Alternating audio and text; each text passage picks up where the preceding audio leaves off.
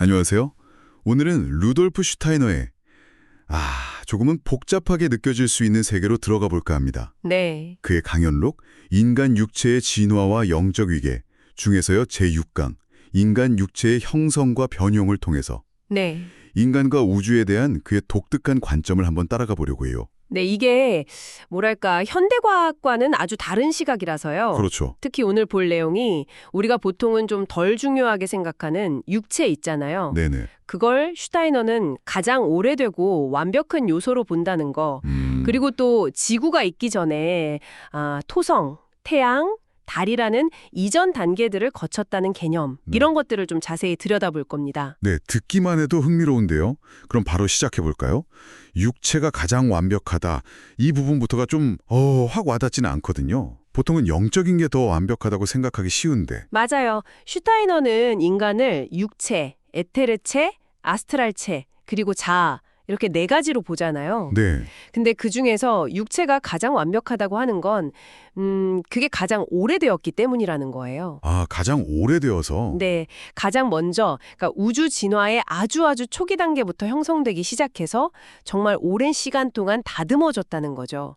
그래서 가장 정교하고 또 슈타이너는 지혜롭다고까지 표현해요.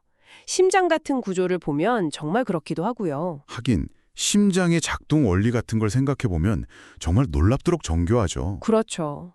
반면에 이제 충동이나 욕망을 다루는 아스트랄체는 훨씬 나중에 생겨난 거라 상대적으로 좀 미숙하다고 봐요. 그래서 뭐랄까 육체의 균형을 깨뜨리려고 하기도 하지만 육체는 그 오랜 경험과 지혜로 이걸 잘 견뎌낸다. 뭐 이런 식으로 설명합니다. 와, 육체를 그렇게 아주 오랜 역사를 가진 존재로 보는 거군요. 네. 그럼 그 오랜 역사라는 게 바로 지구가 거쳐왔던 그 이전 단계들, 고대 토성, 태양, 월기, 이거랑 연결되는 거겠네요. 정확합니다. 근데 여기서 중요한 건 지금 우리가 보는 그 천체, 토성, 태양, 달하고는 이름만 같지 완전히 다른 상태라는 거예요. 일종의 우주적인 상태 혹은 단계라고 이해하는 게 더 맞을 것 같아요. 행성의 환생, 뭐 그렇게 비유할 수도 있고요. 행성의 환생이요? 그럼 그 첫 단계, 고대 토성기는 어땠나요? 고대 토성기는요, 슈타이너에 따르면 오직 온기, 그러니까 열기만 존재하는 상태였대요. 온기만요? 물질 같은 건 없고. 네, 아직은 물질이라기보다는 좀 더 영적인 따스함 같은 거였겠죠. 이때 바로 인간 육체의 아주 원초력인 형태, 온기의 형상이라고 부르는 것이 처음 생겨났다고 합니다. 육체의 씨앗 같은 거군요. 그렇죠. 그리고 이때 인간의 의식은 거의 뭐 광물처럼 아주 깊은 잠, 트랜스 상태였다고 하고요.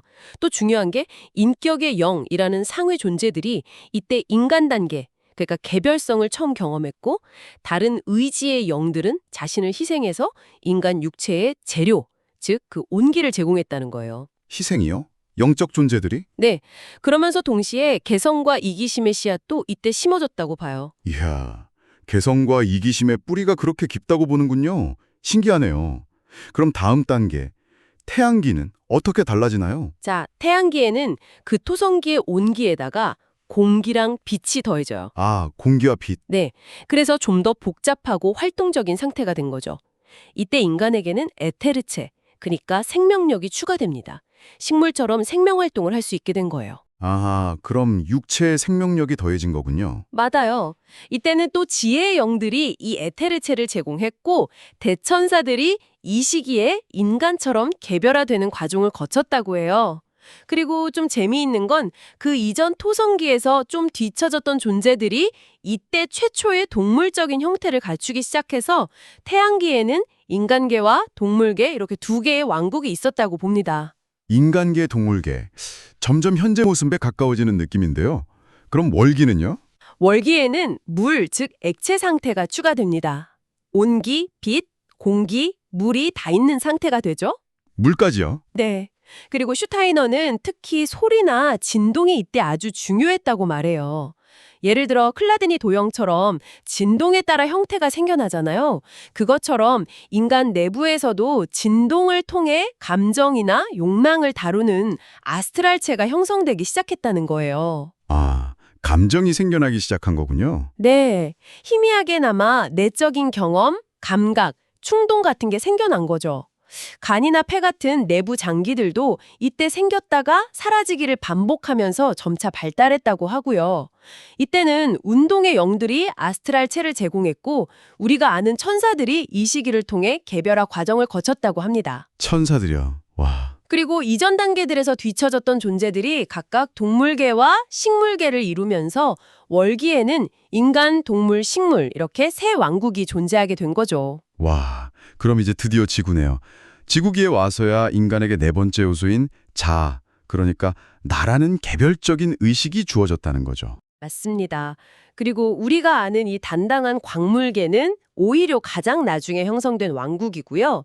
슈타이너 관점에서는 인간이 가장 오래된 왕국이고 다른 동물, 식물, 광물계는 인간의 진화 과정에서 파생되거나 혹은 좀 뒤처진 존재들이 형성한 거라는 거죠. 그렇군요.